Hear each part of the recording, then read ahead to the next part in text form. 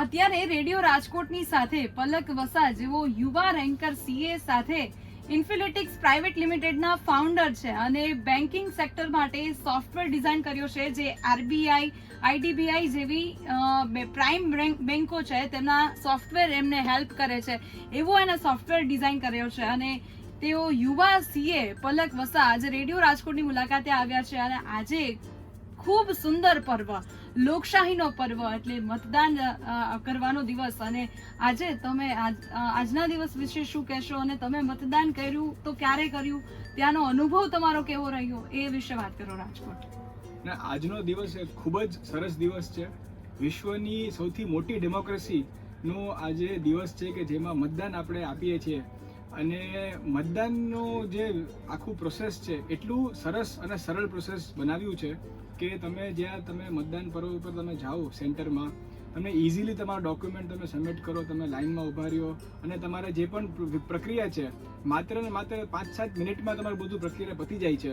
તો એટલું simple process રાખ્યું છે ગવર્મેન્ટે કે આ ગમે તે મતદાનને ઝાઝો સમય એનો વેસ્ટ ના થાય અને ફટાફટ એમને મતદાન અપાઈ જાય એવું એક સરસ કાર્ય છે અને બીજી વસ્તુ કે આજે મતદાન એવી વસ્તુ છે કે આપણી એક જવાબદારી છે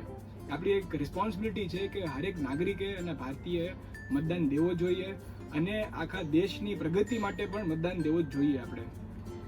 જી સર અત્યારનું જે યુથ છે એ એવું માને છે કે મારા એક મતથી શું ફરક પડવાનો હવે હું મત ન દઉં તો ચાલે તો એને તમે શું કહેશો ટીપે ટીપે સરોવર ભરાય એવું છે અને ગમે તેને એવું નહીં રાખવાનો વિચાર કે મારા મતથી શું ફરક પડશે બધા મતથી ફરક પડે છે ઘણા બધા એવા કોન્સ્ટિટ્યુઅન્સીસ આપણે જોયેલા છે કે જે માત્ર ફ્યુ 100 વોટ્સ કે ક્યારેક તો 100થી પણ લેસ વોટ્સના પણ મતદાનના રિઝલ્ટ પરિણામો ચેન્જ આવે છે એટલે એવું નથી કે તમારે એક વોટથી શું ફેર પડશે બહુ મોટો ફેર પડે છે અને આ ટીપે ટીપે સરોવર ભરાય એવી વસ્તુ છે અને આમ યુથ એવું પણ માને છે કે ભાઈ મત કરવો જ નથી મતદાનથી શું ફરક પડવાનું છે જેમ હાલે છે એમ જ દેશ હાલવાનું છે તો એને ના એટલે યુથનો મેઇન શું છે કે બધા ટાઈપના રિપ્રેઝન્ટેશન્સ થવા જોઈએ આપણા મતદાનમાં કે એવું નથી કે આપણે યુથ જ અગર જો બેક રહી જશે તો યુથના ઇશ્યુઝ ઉપર કોઈ પછી મહેનત જ નહીં કરે